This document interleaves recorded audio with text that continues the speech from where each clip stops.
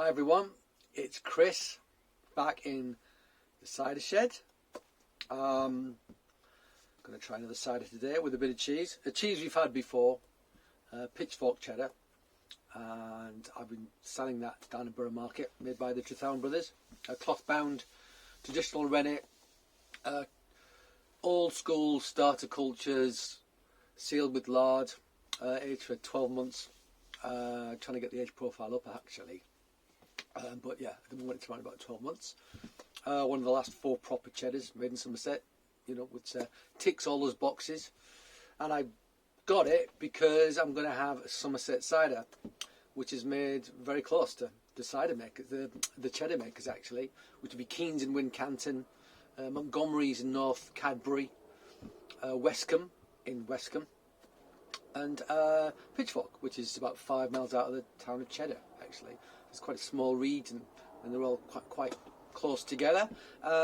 This cider maker we haven't tried before, but quite a well-known British cider maker. One of the cider makers that got me into cider actually, having visited there a few times on business with different companies. And the company is called, the name of the cider maker is Julian Temperley, and Burrow Hill is the name of the cider cider part of his business, but is also known for Somerset cider brandy, which he managed to get a PDO from for protection from the European Union for Somerset cider brandy, as distinct from Calvados, which is kind of the French cider brandy made in Normandy. And actually cider in Normandy is made, they're actually Calvados producers who happen to also make cider. That's kind of the deal, which surprised me when I went there. But yeah, Calvados is what they're really passionate about, and they just make a bit of cider on the side. But for me, the cider is the thing that I want to go for because I love those sorts of ciders. Anyway, here is the bottle. Burrow Hill, there it is. Bottle fermented, sparkling dry cider, and you might see there Stoke Red. So I talked a bit about Kingston Black a few times and how it was hailed as like the best of the single varietals in Britain. And I said, well, there's a few others I've had that I thought were better. Daubonnet and Yarlington Mill were the two that came immediately to mind. But I've also had Stoke Reds, I think, which I thought was superior to Kingston Blacks. So let's crack this open. It's one of these bottles again. So we might be in for a bit of fun. I might get hit in the face of the cork or covered in cider or, one of the things that tends to happen. So let's just see what happens. I'm not going to be surprised if it blows up in my face. I did have to carry it around in a bag quite a lot today. So it has been shaken up, but I did chill it down, but it's not too cold, hopefully. Can I get this off? There we go. Hasn't blown up. But I've got putting the glass right here, so if it does spray everywhere, I'll try and get as much of it in the glass as I possibly can. Okay. Whoop. Hey, not too bad. Not too bad. So there we go. Look at the mousse on that. So it's bottle fermented and then left for a year to mature. They've got about 7,000 varieties. I think it says in the back of this actually. They've got amazing, beautiful orchards that go into the valley away from the farm. You can stand and overlook this fantastic vista of orchards. And Stoke Red is one of them. But 7,000 trees, lots of different varieties. They do a Kingston Black in this style as well, which I was going to get, but it was like 19 quid for the bottle. And I haven't been a bit disappointed in some of the Kingston Blacks I've had lately. As much as I wanted to buy it for experimental purposes, I just thought it was a bit much. I might go back and get it though, because we're doing this cider Kingston Black thing where we've been trying them. Anyway, let's have a look at this cider, where it's my thing. So, amber with a hint of pink to it, but basically amber. There you go. You can see. There you go. I've started using this card so you guys can see what I'm seeing. Look at that. Fine bubbles, which you'd expect from something which is bottle conditioned like this. Nice mousse, it's retaining, which you'd expect for something bottle conditioned like this. Let's give it a sniff. Oh man, gorgeous apple on the nose. Gorgeous apple on the nose. Slightly aged, ripe, red, rich, round apple. A lot of alliteration there, but that's what it is. It's amazing. Also maybe a little bit of baked apple as well. Yeah, I'd say baked apple. Gorgeous nose. Really nice, very appealing. Reminds me a little bit of actually those Normandy ciders, to be honest. Yeah, very pure, clean, great nose. Really like it. Okay, let's give it a taste.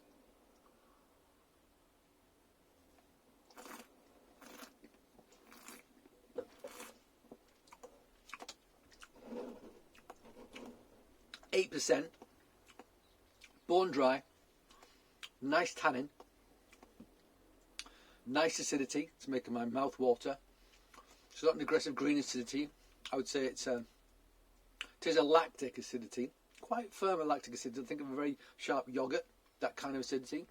I get almost like a skin character from it, an apple skin character, which I do like. If you ever had like russet apples, the skin has a distinct sort of flavour to it, I think. And I think this has that. Try it a bit more. Yeah, the nose makes you think it's going to have a little bit more sugar, but like I said, you can't smell sweetness. You think it's going to be sweet because you're smelling something that you associate with sweet, in this case, ripe red apple. You drink it, bone dry, no sugar whatsoever.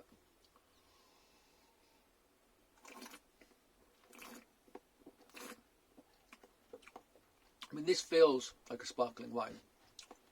I mean, it is a sparkling wine. Bone dry, strong acidity. I want to have this. Like roast pork, like pork fat, like apple and, pork and apple. This would be amazing with this. Let's try with the cheese.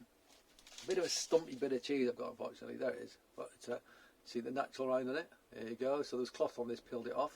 You can see the, oh, come on. There you go. You can see a bit there. Yeah. Nice looking bit of cheese. Cheese knife. Let's try it. So, acidity with acidity should go well.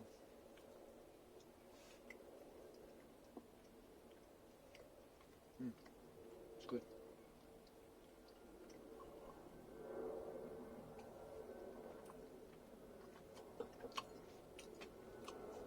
That does work pretty well.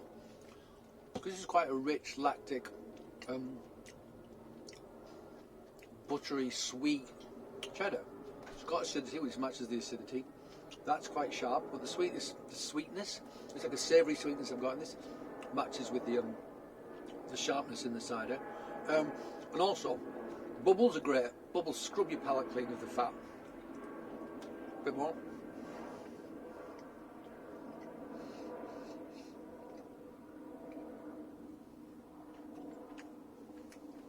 It's good. It's really good. It ain't cheap, but it's really good. And actually, it's a little cold. I've been chilling them down when they're this style because they do tend to. They can make a bit of a mess. They can explode like the sparkling wines. It's a sparkling wine. It is a sparkling wine. And so you got to chill them down. But then when after you've opened them, you're maybe going to get a bit of heat into them, just to get as much flavour out of it as you possibly can. Gorgeous nose.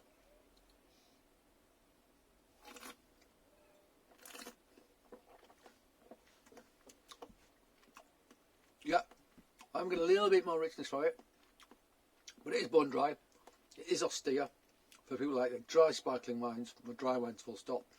This would tick the box. Really interesting, really good. I think I'm going to have to get some of the Kingston Black and try it. I'll get it on the business card. I'll put it down as samples. There you go. I've just told the taxman that. Well, it is. I'm doing it for, it's a public service I'm offering.